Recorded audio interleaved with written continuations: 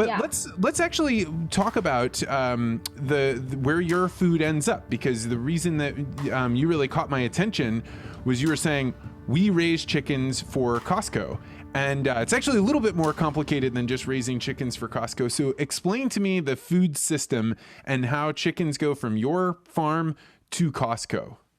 Okay, so this is going to get in the weeds a little bit, but we are pullet growers. So let me back up. We have 3 barns, 60 by 600 feet long, and it's an open floor concept. And our equipment comes down, and they have, if we want to use a label, they are free range, but that is just the system that we raise them in. Free range is not better or worse than any other kind of raising. It's just different than raising them in cages. What does it mean to be free range? So our barns it's just a dirt floor with 4 to 6 inches of wood shavings on it. So they have free range. They can run back and forth. They don't run, I guess, but they're not necessarily confined to a specific space. But the commercial poultry operation that I talked about, that's in my hometown, they use cages. And there's a reason why the industry went to cages, because when you have birds, 13,000 birds in one area, there's a different management style. And there's also risks to that, because if they get scared in the middle of the night when it's dark in there and they're going to run to the end of the barn, they're going to pile up, suffocate, and die. And you're going to have issues there. So when you put them in cages, that safety is increased because they don't have to worry about external things to the extent that we have to. So marketing has told us that cages are bad and free range is good. It's just different because you live in a city, I live in a rural area.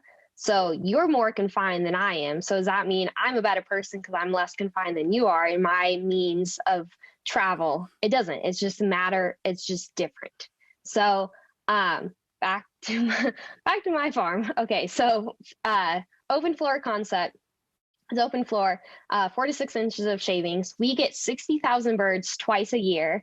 And that comes from a breeding barn in Oklahoma City, Avigen. There's kind of two main breeds or businesses that supply the chicken to, Tyson or all the other chicken businesses. But we get our birds from Avigen, and they come to us at a day old, and they are vaccinated and separated males and females. So we get 53,000 females and 7,000 males.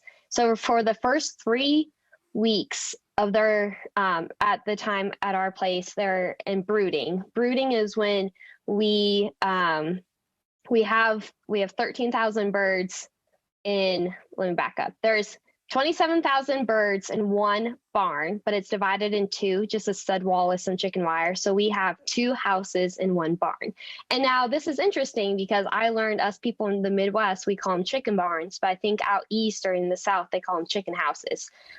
So we have 2 separate chicken houses, divisions in one barn. So on each side, 13,000 birds. We brood them for 3 weeks, which means they're in a smaller space because they're itty bitty birds, and it's about 90 to 100 degrees in there. So it's very warm, and that's very nice because we brood in November, and it's pretty cold out in November. So for the first 3 weeks, they have it's pretty intense. There's a lot of labor that goes into getting the barns ready, and then when we have baby chicks, and so they have a lot of feed out. They have drinker cups to help them make sure that they are finding water and feed, obviously very important. It's warm in there. We're walking the barns constantly to encourage them to get up to eat and drink, because that's going to be how they start their healthy life. And then after 3 weeks, we turn them out to the whole barn, and they are just out and about for the next 17 weeks. So we have the birds at our place for 21 weeks which is about 5 months. So we have 2 rotations a year. So in that 21 weeks, we're feeding them. They obviously have access to water. And we are vaccinating them. There's different ways to vaccinate chickens, and we're vaccinating them to maintain a healthy healthy life laying eggs. So when they leave our place, they go to a breeding barn. The males and females get put together and they start laying eggs. So one hen about the course of her life will lay about 156 eggs. Once those eggs, once those hens lay those eggs at the breeding barn, a truck picks up those eggs and takes them to a hatchery in Fremont. Fremont's about 80 miles south of us. In Fremont, in that hatchery, those eggs are hatched, and then they go out to broiler barns. And broiler barns are kind of similar to ours. They don't have as much equipment, and then there's more birds in them. There's about 46,000 birds per house, whereas we have about 27,000. And then those broilers, birds are in those barns for 42 days, and they're fed to about 6 pounds. After 6 pounds, they go back to Fremont to be processed in a brand new state-of-the-art facility processing plant. And then they are turned into those rotisserie chickens that will end up on the Costco shelves in the Western United States.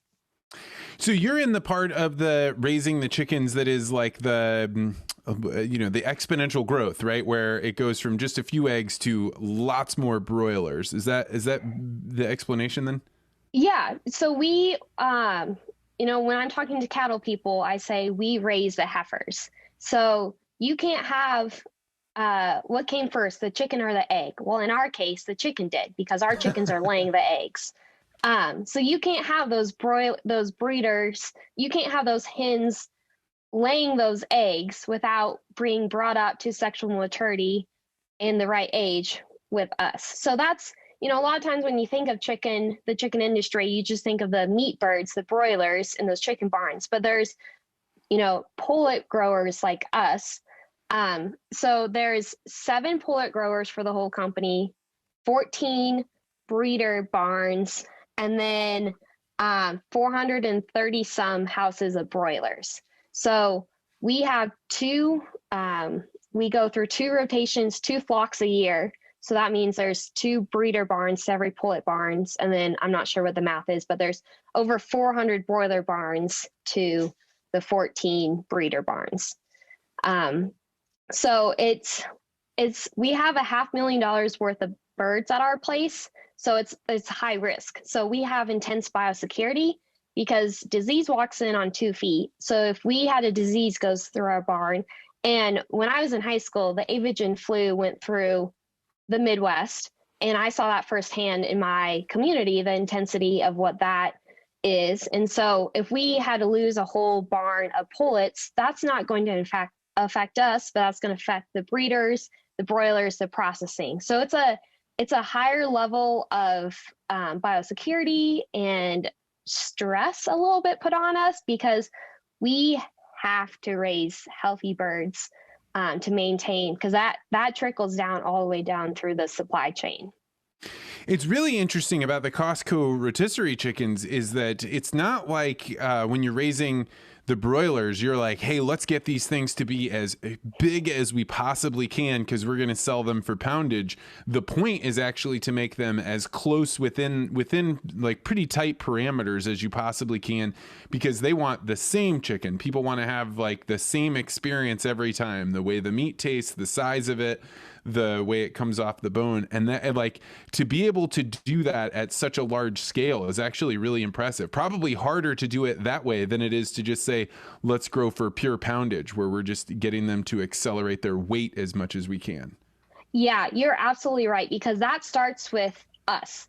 That starts with us pullet growers, because we want to maintain, keeping our feed lines level, keeping our water lines level and at the right height maintains consistency in our hens.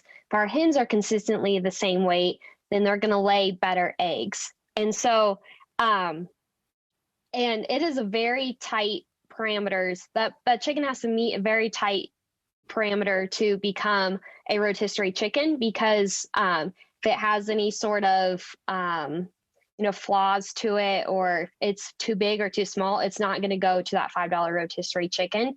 And it's everything I'm talking about I've learned in the last 2 years. So by no means am I an expert I don't have a lot of depth of this field. I just have a lot of experience. So, but when we are raising consistent chickens, that those broilers are consistently the same size. And that starts with a good vaccination program. That starts with a good feeding program, a good lighting program, a good ventilation program. There's just a lot of specifics that go into it.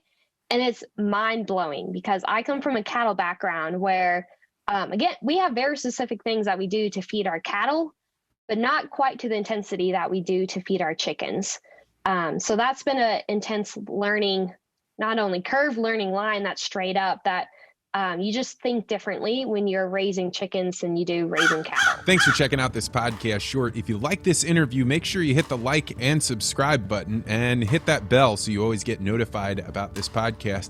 And if you're really interested in conversations like this, you may want to consider joining the Articulate Ventures Network. To find out more, go to network.articulate.ventures.